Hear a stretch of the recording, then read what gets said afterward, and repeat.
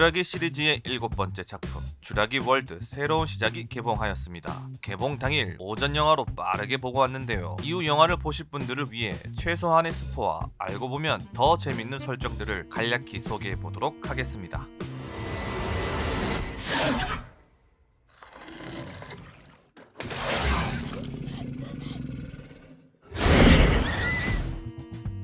쥬라기 월드 새로운 시작은 전작 6편으로부터 5년 후의 이야기를 다루고 있습니다. 전편에서는 바이오닉 제네틱스 기업이 고대 생물 DNA를 통해 암, 치매, 자가면역 질환을 치료할 수 있는 치료제를 개발할 수 있다고 발표하였고, 공룡에 대한 독점 포획권을 준다며 전 세계 공룡들을 포획하여 바이오신 본사가 있는 이탈리아 돌로미트 산맥으로 데려와 철저한 관리와 함께 연구에 힘쓰겠다고 각 나라들에게 제안을 하죠. 이러한 명분으로 전 세계 공룡들을 포획하고 있었고, 수많은 공룡들이 바이오신 계곡에서 살게 됩니다. 이후 바이오신 기업은 유전자 변형 거대 메뚜기를 만들어 전 세계에 기근을 초래한 것과 수많은 비리와 범죄 행위들이 밝혀지며 결국 파산 위기를 겪게 되는데, 그로 인해 바이오신 계곡에 있던 공룡들은 방치되거나 또 다른 밀렵으로 고통받게 됩니다. 결국 그곳을 벗어나 새로운 터전으로 떠난 공룡들이 생겨나지만 대부분의 공룡들은 적응하는 데 실패하여 죽었고, 그나마 살아남은 공룡들은 적도의 열대기후 지역에서 살아가고 있었습니다. 그렇기에 공룡들이 있는 지역은 전 세계가 합의하에 누구도 갈 수 없는 금지구역으로 정해집니다. 그러함에도 일부 공룡들은 동물원과 같이 도심에서 관람할 수 있었지만, 시간이 갈수록 공룡에 대한 관심도가 떨어지며 공룡을 볼 수 있는 공원들은 서서히 줄어들고 있는 상황이었습니다. 현재 인류는 어떠한 질병으로 인해 죽어가고 있었고, 거대 제약회사 파커제닉스는 그 질병을 치료하기 위한 신약을 비밀리에 개발하고 있었습니다. 그 신약을 만들려면 현재 살아있는 가장 큰 고대 생물들의 DNA가 필요했고, 이 작전을 수행하기 위해 파커제닉스 기업은 특수요원이 조라 베넷과 헨리 루미스 박사를 영입합니다. 여기서 헨리 루미스 박사는 쥬라기 공원 쥬라기 월드에 등장했던 앨런 그랜트 박사의 오랜 제자이자 연구원이었습니다. 과연 이들은 신약 개발을 위해 고대 생물의 유전 물질을 확보할 수 있을까요? 사실 고대 생물을 통한 치료제를 만들 수 있다는 설정은 샬롯으로부터 시작된 것입니다. 샬롯은 벤자민 로구드의 딸로 어릴 때부터 헨리우가 관리하는 비구역 실험실이 있는 이슬라 소도나에서 자랐으며, 그렇게 샬롯은 과학자가 되어 헨리우와 같은 인젠의 핵심 연구진으로 활동하게 됩니다. 이후 샬롯은 자신만의 DNA 연구를 통해 두 가지를 주장했는데, 복제된 공룡 또한 오리지널이 될 수 있다는 것과, 그러한 DNA 기술력을 통해 병원체를 이용하여 사람에게 적용시킨다면 모든 질병의 치유책이 될 수 있다고 주장하였죠. 그리고 샬롯은 공룡을 복제했던 DNA 기술력을 통해 자신의 DNA를 복제하였고, 그것을 가지고 스스로 임신하여 쥬라기 월드 5, 6편에 등장했던 메이지를 낳게 됩니다. 그러나 자신에게 유전 질환이 있다는 사실을 뒤늦게 확인하고는 태어난 메이지의 세포를 변형시켜 유전 질환으로부터 벗어나게 해줍니다. 샬롯이 죽은 후 헨리우와 인젠의 핵심 연구진들은 DNA 전달 시뮬레이션을 통해 그녀의 말이 사실이었음을 확인할 수 있었고, 결국 그녀의 연구에 힌트를 얻어 바이오신 기업과 함께 헨리우는 고대 생물들의 면역 체계를 연구하여 암, 치매, 자가 면역 질환을 치료할 수 있는 치료제를 개발하려고 했던 것이죠. 이러한 설정들을 놓고 봤을 때 7편에 등장하는 파커제닉스 제약회사는 인젠과 바이오신에 이어 새로운 흑막 빌런 기업이 될 것인가, 아니면 그냥 등장했다가 사라지는 일회성 기업이 될 것인가 궁금증을 자아냅니다.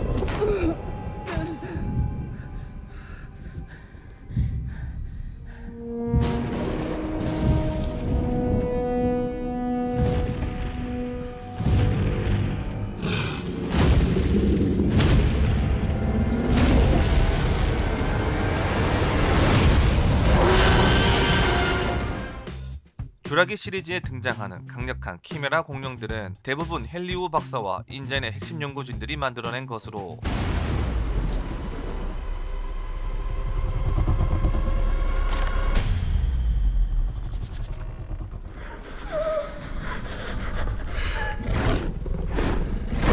주라기 파크 또는 주라기 월드가 존재하던 시절에는 사람들에게 더 크고 강력한 공룡을 보여주기 위해 인도미누스 렉스와 같은 키메라 공룡을 만들었다며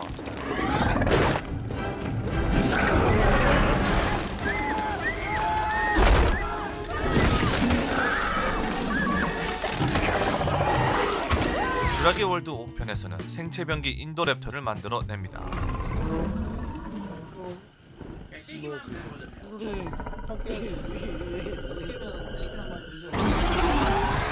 이 외에도 수많은 실험을 자행하며 끔찍한 혼종들을 만들어내는데 징그럽고 기괴한 외형을 가진 혼종들은 인젠이 비밀리에 관리하는 섬으로 옮겨지게 됩니다. 하지만 인젠을 인수했던 마스라니 기업은 주라기 월드 4편에서 벌어진 사건 이후 마스라니 회장의 죽음과 함께 공룡 및 유전공학과 관련된 사업에서 손을 떼게 되고 이후 인젠은 파산하며 과거 인젠이 비밀리에 관리했던 섬들은 버려지게 됩니다. 영화 예고편에서도 등장한 에이리언을 닮은 이 괴수는 앞에서 설명한 여러 DNA를 넣어 만든 하이브리드 키메라가 아닌 티라노사우루스 렉스를 기반으로 다른 종들과 이종교배를 통해 태어난 돌연변이입니다.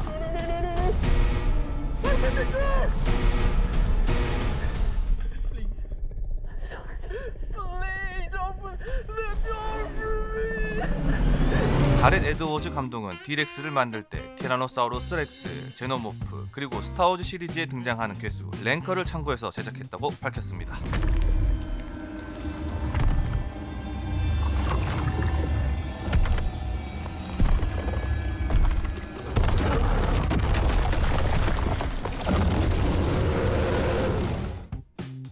여러 흥미로운 요소들과 스릴 넘치는 연출이 볼만하기는 했지만 그러나 이러한 흥미로운 요소들을 영화 속에서 잘 버무리지 못했다는 느낌을 받았습니다. 그리고 익숙한 패턴으로 계속 진행되는 영화이다 보니 스릴 넘치는 연출에도 조금 밋밋하게 느껴졌습니다. 아마도 속도감 있는 전개를 통해 짜릿하고 스릴 넘치는 영화를 기대했던 분들에게는 조금 아쉬운 영화가 아닐까 생각해봅니다. 그래도 댕댕미 넘쳤던 티라노사우루스 렉스가 가장 기억에 남는군요. 그래서 결론을 내리자면 그냥 무난했던 영화인 것 같습니다. 특별히 자극적이지도 그렇다고 공룡 CG가 허접하지도 않는 그런 무난한 영화. 만약 8편이 나온다면 좀 더 짜임새 있는 스토리와 속도감 있는 전개 그리고 확실한 마무리가 있었으면 좋겠습니다. 자, 영상을 마무리하며 마블의 블랙 위도우가 이 세계 공룡들을 피해 살아남는 영화 주라기 월드 새로운 시작, 이 외에도 주라기 시리즈에 대한 재미난 영상이 제 채널에 업로드되어 있으니 한번 시청해 주시기 바라며 저는 더 흥미진진한 영화 드라마 소개 영상으로 찾아뵙겠습니다. 감사합니다. 구독!